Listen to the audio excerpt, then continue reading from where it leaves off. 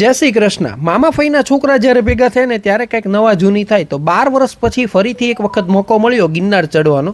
તો અમે અડધેથી રોપવે લગી જવાના હતા, પછી ગિરનાર ચડવાના હતા। દત્તાત્રેય લગી પહોંચવાનો અમારો ટાર્ગેટ હતો। સવારમાં વહેલા નીકળી ગયા। ત્યાં પહોંચ્યા ત્યારે ખબર પડી કે અહીંયા તો વરસાદ છે, એટલે સૌથી પહેલાં રેનકોટ લેવાનું કામ કર્યું। લાઇન પાસે ગયા ત્યારે રોપવે ચાલુ હતું એ ખબર પડી, કારણ કે આની અમે ઓનલાઈન ટિકિટ બુક કરાવી હતી। આની ઓનલાઈન 700 રૂપિયા ટિકિટ છે। જો તમે ટિકિટ બુક કરાવો તો એમાં તમને રિટર્ન ટિકિટ જોડે આવે છે। આમાં તમને સિંગલ વેનો ઓપ્શન ઓનલાઈનમાં નથી, ત્યાં જાઓ ત્યારે તમને સિંગલ વેનો ઓપ્શન મળી જશે। ફટાફટ આ લાઇનમાં અમે ઘણી બધી ટ્રાફિકને પાર કર્યા પછી અહીંયા ખુરશી બધી ખાલી હતી, શું કામ હતી એ ના ખબર પડી।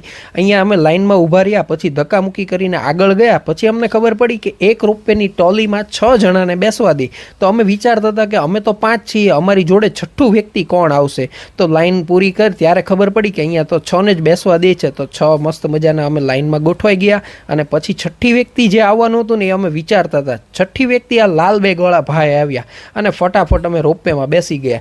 લાલ બેગવાળા ભાઈ અમને બહુ સારી માહિતી આપી। તો કે શું એ ભાઈ છે ને એણે કીધું કે તમને કેટલાની ટિકિટ મળી? તો અમે કીધું અમને 700 રૂપિયાની। તો એ કે મને 33 રૂપિયાની મળી વીઆઈપી ટિકિટ। મેં કહ્યું એ કઈ રીતે? તો એમણે પછી કીધું કે મંદિરની આજુબાજુ અમારી શોપ છે, તો અમે રેગ્યુલર જતા હોય તો અમને વીઆઈપી ટિકિટ મળે, એટલે અમારે એક વખતની 33 રૂપિયા ટિકિટ। મેં કહ્યું આ તો તમારે ફાયદો થયો, પણ એમનો બિઝનેસ ત્યાં છે એટલે એ રેગ્યુલર જવાના હોય। ગુજરાતી ભેગા થાય ને ત્યારે વાતું કર્યા વગર રહી નહીં। તો આ ભાઈને અમે બધી માહિતી પૂછી લીધી। એ ભાઈ અમને એવું કીધું કે 3ની સ્પીડે જો રોપવે ચાલે ને તો તમને 20 મિનિટે ઉપર પહોંચાડશે, અને ક્યારેક ફાસ્ટ પણ ચાલે છે। તો અત્યારે વાતાવરણના હિસાબે 3ની સ્પીડે ચાલે છે, 20 મિનિટ તમારે લાગશે। તો નીચેનો અને બહારનો નજારો જોતા જોતા અમે કુદરતનું વાતાવરણ જોતા ઉપર પહોંચ્યા। જ્યારે ઉપર પહોંચવાનો વારો આવ્યો ને ત્યારે ખબર પડી કે આ તો મસ્ત મજાની વાદળની ચાદર ઓઢાડે ને એવો કુદરતનો નજારો હતો।